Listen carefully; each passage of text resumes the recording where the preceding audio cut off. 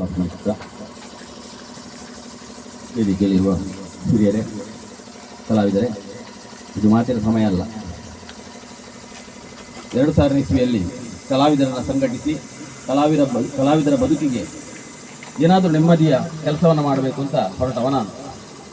ನಿಮ್ಗೆ ಗೊತ್ತಿದೆ, 26 ವರ್ಷದಲ್ಲಿ ಬೇರೆ ಬೇರೆ ರೀತಿಯ ಯೋಜನೆಗಳನ್ನು ಮಾಡಿ ಕೆಲವನ್ನು ಈಗಲೂ ಉಳಿಸಿಕೊಂಡು ಕೆಲವನ್ನು ಕೈಬಿಟ್ಟು ಒಂದಷ್ಟು ಕೆಲಸ ಮಾಡ್ತಾ ಇದ್ದೇವೆ. ಈ ನಡುವೆ ನಾನು ಅಲ್ಲಲ್ಲಿ ಕಲಾವಿದರ ಕ್ರೀಡಾ ಸ್ಪರ್ಧೆಗಳು ಕಾರ್ಯಕ್ರಮಗಳನ್ನು ಕೇಳ್ತಾ ಇದ್ದೆ. ನನಗೆ ಆಗ ಅನ್ನಿಸಿತು, ಯಕ್ಷಗಾನಕ್ಕೆ ಮತ್ತು ಕ್ರೀಡೆಗೆ ಏನು ಸಂಬಂಧ, ಇದು ಯಾಕೆ ಆಗ್ತಾ ಉಂಟು ಅಂತೇಳಿ ನನ್ನೊಳಗೆ ಪ್ರಶ್ನೆಗಳನ್ನು ನಾನು ಹಾಕ್ಕೊಂಡಿದ್ದೆ. ಅದ್ರ ಹೆಚ್ಚು ಯೋಚನೆ ಮಾಡಲಿಲ್ಲ. ಆದರೆ ಇಲ್ಲಿ ಬಂದ ಮೇಲೆ ನನಗೆ ಅನ್ನಿಸಿತು, ಹೌದು, ಇದು ಕಲಾವಿದರ ಬದುಕಿನಲ್ಲಿ ಒಂದು ಈ ಅವಕಾಶವನ್ನು ನಾವು ಕಲ್ಪಿಸಬೇಕು. ನಮ್ಮ ಟೀಚರ್ಸ್ ಹಾಗೆ ಅವರು ಪಾಠ ಮಾಡುವವ, ಆದರೆ ಅದರ ನಡುವೆ ಕೂಡ ಟೀಚರ್ಸ್ಗೆ ಸ್ಪರ್ಧೆಗಳಿವೆ, ಕ್ರೀಡಾ ಸ್ಪರ್ಧೆ ಇದೆ, ಬೇರೆ ಬೇರೆ ಅವರ ಪ್ರತಿಭೆಗೆ ಸ್ಪರ್ಧೆಗಳಿವೆ. ಅದೇ ರೀತಿ ಕಲಾವಿದರಿಗೂ ಯಾಕೆ ಈ ವೇದಿಕೆಯನ್ನು ಒದಗಿಸಬಾರದು? ನನಗೆ ಗಮನಿಸಿದೆ, ಒಬ್ಬ ಕಲಾವಿದ 5 ಬಾಲ್ ಇತ್ತು, ಬಹುಶಃ 4 ರನ್ ಮಾತಾಡ್ತಾ ಇರುವಾಗ ನೋಡ್ತಾ ಇದ್ದೆ, 4 ರನ್ ಇತ್ತು, ಬೌಲಿಂಗ್ ಮಾಡಿದ್ರು, 6ಗೆ ಅದನ್ನು ಅಟ್ಟಿಸಿದ್ರು, ಆದರೆ ಕ್ಯಾಚ್ ಬಿಟ್ಟು ಹೋದು. ಆದರೆ ಬೌಲರ್ ಪೇಷನ್ಸ್ ಕಳಿಸ್ಕೊಳ್ಳಿಲ್ಲ, ಪುನಃ ಮುಂದೆ ಬರಲಿಕ್ಕೆ ಹೇಳಿ ಸೆಟ್ ಮಾಡಿ ಸಮಾಧಾನದಲ್ಲಿ ಆ ಮೂಲಕ ಹ್ಯಾಟ್ರಿಕ್ 3 ವಿಕೆಟನ್ನು ನಿರಂತರವಾಗಿ ತೆಗೆದು ಇದರ 4 ಬಾಲಿಗೆ 2 ರನ್ ಇತ್ತು ತೆಗೆದು ಆ ಪ್ರತಿಭೆ ನೋಡಿ. ಬಹುಶಃ ಆ ಕಲಾವಿದನಿಗೆ ಸಿಕ್ಕಿದ ಖುಷಿ ಇದೆ, ಆನಂದ ಇದೆಯಲ್ಲ, ಅದನ್ನು ನೀವು ವರ್ಣಿಸಲಿಕ್ಕೆ ಸಾಧ್ಯ ಇಲ್ಲ. ಅದನ್ನು ಈ ವೇದಿಕೆ ಒದಗಿಸಿದೆ. ಇಂತಹ ತುಂಬ ಪ್ರತಿಭೆಗಳು ನಿಮ್ಮ ಮುಂದೆ ಇದೆ.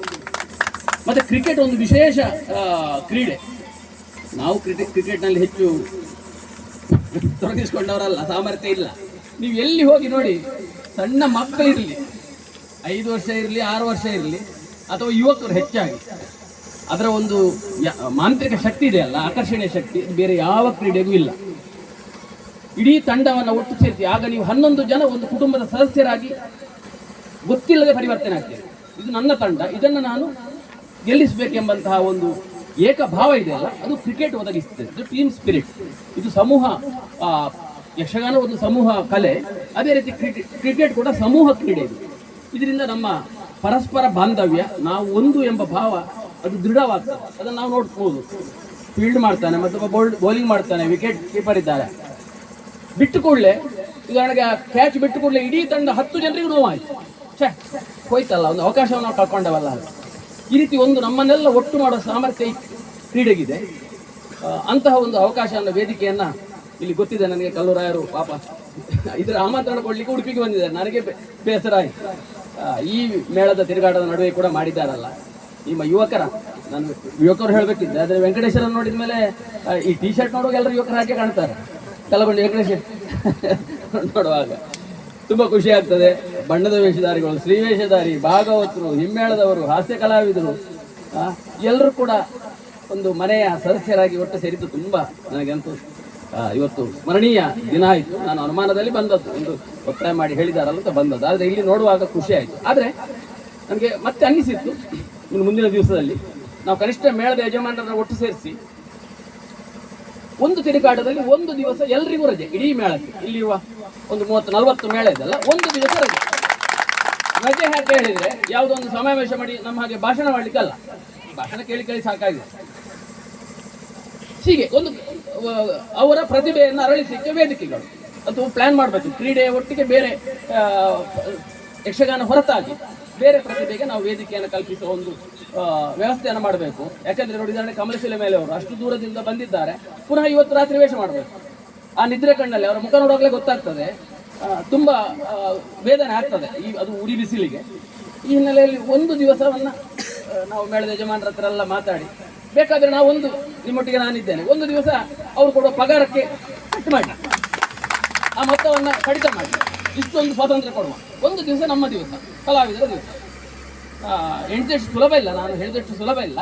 ಆದರೆ ಒಂದು ಪ್ರಯತ್ನ ಆದರೆ ಕನಿಷ್ಠ ಈಗ ಇವತ್ತು ಹಾಗೆ ನೋಡಿ, ಎಲ್ಲ ಮೇಳದ ಕಲಾವಿದರು ಬರಲಿಲ್ಲ, ಆದರೆ ಒಂದು ಒಳ್ಳೆಯ ಪ್ರಯತ್ನ ಮಾಡಿದರು.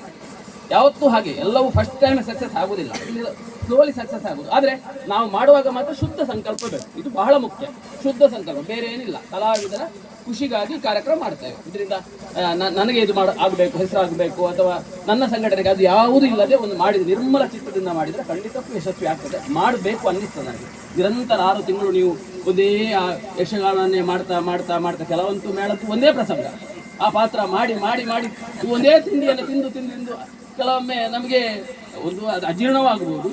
ನಮಗೆ ಒಂದು ರೀತಿಯಲ್ಲಿ ಅದರ ಬಗ್ಗೆ ನಿರ್ಲಿಪ್ತ ಭಾವ ಬೀಳ್ತದೆ. ಅಂತಂದರೆ ಮತ್ತೆ ಹೊಸ ವ್ಯಕ್ತಿಗಳು ನೋಡಿ, ಇಷ್ಟು ಜನ, ಇಷ್ಟು ಹೊಸೊಬ್ಬರು ನೀವು ಒಟ್ಟು ಸೇರಿದ್ದೀರಿ, ತುಂಬ ಖುಷಿ ಆಯಿತು. ಮತ್ತೊಂದು ಬಹಳ ಖುಷಿಯ ವಿಷಯ ಹೇಳಿದರೆ, ಯಕ್ಷಗಾನ ಮೊದಲು ನಿಮ್ಗೆ ಗೊತ್ತಿದೆ ಬೇರೆ ಬೇರೆ ಕಾರಣಕ್ಕೆ ಯಕ್ಷಗಾನ ಬರ್ತದೆ. ಈಗ ಹಾಗಲ್ಲ, ತುಂಬ ವಿದ್ಯಾವಂತರು, ಪೋಸ್ಟ್ ಗ್ರಾಜ್ಯುಯೇಟ್ ಮಾಡಿದವರು, ರಿಸರ್ಚ್ ಮಾಡಿದವರು, ಡಾಕ್ಟರೇಟ್ ಪಡೆದವರೆಲ್ಲ ಯಕ್ಷಗಾನ ಕ್ಷೇತ್ರಕ್ಕೆ ಬರ್ತಿದ್ದೀವಿ. ಇದು ತುಂಬ ಒಂದು ಸಕಾರಾತ್ಮಕವಾದ, ಒಂದು ಧನಾತ್ಮಕವಾದ ಬೆಳವಣಿಗೆ.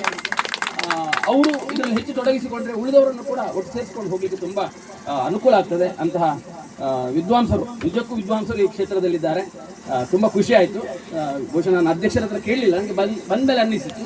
ಸಂಘಟಕರಲ್ಲಿ ವಿನಂತಿ, ಒಂದು ಕನಿಷ್ಠ ಇವರಿಗೆ ಒಂದು ಬಸ್ ಫೇರ್, ಒಂದು 20,000 ಒಳಗಿನ ಮಿತಿಯನ್ನು ನಮ್ಮ ಕಲಾರಂಗದಿಂದ ಈ ಕ್ರೀಡೆಗೆ, ಯಾಕಂದರೆ ಅವರು ಪಾಪ ಬಂದಿದ್ದಾರೆ, ಕಷ್ಟಪಟ್ಟಿದ್ದಾರೆ, ಅದನ್ನು ನೀವು ಕೊಡಿ. ಅದು ಎಷ್ಟಂತ ನಿಮಗೆ ಬಿಟ್ಟದ್ದು, ಅದು ಹೇಗೆ ಹೇಳಿ ಒಂದು ಬಸ್ ಫೇರ್ ಆದರೆ ಅವರಿಗೆ ಕೊಡಿ, ಅಥವಾ ವಾಹನದಲ್ಲಾದರೆ ವಾಹನದಲ್ಲಿ ಹೇಗೆ ನೀವು ವಿನಿಯೋಗಿಸ್ತೀರಿ ಮಾಡಿ ಅಂತ ಹೇಳ್ತಾ, ಮತ್ತೊಮ್ಮೆ ನನಗೆ ಬಂದು ಈ ಖುಷಿಯನ್ನು ನೋಡುವ ಅವಕಾಶ, ನಿಮಗೆ ಕಷ್ಟ, ನನಗೊಂದು ಖುಷಿ ಆಯಿತು, ತೃಪ್ತಿ ಆಯಿತು. ಪಟ್ಟದಕ್ಕೆ ಎಲ್ರಿಗೂ ಮುಂದಿಸ್ತಾ ನನ್ನ ಮಾತು ಮುಗಿಸ್ತೇನೆ. ಮತ್ತೊಂದು ಮುಗಿಸ್ತೇನೆ, ನಮಸ್ಕಾರ. ಇದರ ಮುಂದೆ ಒಂದು ಹೇಳಿಬಿಡ್ತೇನೆ. ನಿಮ್ಗೆ ಗೊತ್ತಿದೆ, ಕಳೆದ ವರ್ಷ ನಾವು ವೃತ್ತಿ ಕಲಾವಿದರಿಗೆ ಒಂದು 4 ದಿವಸದ ಶನಿವಾಸ ಶಿಬಿರ ಮಾಡಿದ್ದೇವೆ. ಈ ವರ್ಷ ಮೊದಲ ಡೇಟ್ ಫಿಕ್ಸ್ ಮಾಡಿದ್ದೇವೆ, ಜೂನ್ 2ರಿಂದ ಜೂನ್ 5ರವರೆಗೆ, ಮಂಗಳವಾರದಿಂದ ಶುಕ್ರವಾರದವರೆಗೆ. ಶನಿವಾರ ಹತ್ತಿರ ಸ್ಕಿಪ್ ಮಾಡಿದ್ದೇವೆ. ನಿಮ್ಗೆ ಗೊತ್ತಿದೆ, ಮೇ 31 ಕಲಾವಿದರ ಸಮಾವೇಶ ರಾಜಾಂಗಣದಲ್ಲಿ, ಅದಕ್ಕೆ ದಯವಿಟ್ಟು ಎಲ್ಲರೂ ಬನ್ನಿ. ಈ 4 ದಿವಸದ ಶಿಬಿರ ಕಳೆದ ವರ್ಷ ಪಾಲ್ಗೊಂಡವರಲ್ಲಿ ಕೇಳಿ, ಬಹುಶಃ ಸುನೀಲ್ ಇದ್ದಾರೆ, ಕೆಲವರು ಇದ್ದಾರೆ ಕಳೆದ ವರ್ಷ ಪಾಲ್ಗೊಂಡವರು, ಅವರಲ್ಲಿ ಹೇಗೆ ಅಂತ ಕೇಳಿ ದಯವಿಟ್ಟು ಬನ್ನಿ. ಯಂಗ್ಸ್ಟರ್ಸ್, ಮೊನ್ನೆ ನಮ್ಮ ತೀರ್ಥಹಳ್ಳಿಯವರಿದ್ದಾರೆ, ಕಳೆದ ವರ್ಷ ಭಾಗವಹಿಸಿದ್ದಾರೆ. ಯಂಗ್ಸ್ಟರ್ಸ್ ಬನ್ನಿ, ಖಂಡಿತಕ್ಕೂ ಉಪಯುಕ್ತ ಆಗ್ತದೆ. ನೀವೇನು ಮಾಡಬೇಕು ಹೇಳಿ, ಅವ್ರ ಹತ್ರ ಕೇಳಿ, ಚೇಂಜಸ್ ಇದ್ದರೆ ಚೇಂಜ್ ಮಾಡ್ತೇವೆ. ನಿಮ್ಗೆ ಗೊತ್ತಿದೆ, ಒಂದು ಮೊತ್ತವನ್ನು ಕೊಡ್ತೇವೆ, ಯಾಕಂದರೆ ನಿಮಗೆ ಯಕ್ಷಗಾನವೇ ಬದುಕು, ನಮ್ಗೆ ಗೊತ್ತಿದೆ. ಬನ್ನಿ ಅಂತ ಹೇಳ್ತಾ ನನ್ನ ಮಾತನ್ನು ಮುಗಿಸ್ತೇನೆ. ನಮಗೆಲ್ಲರಿಗೂ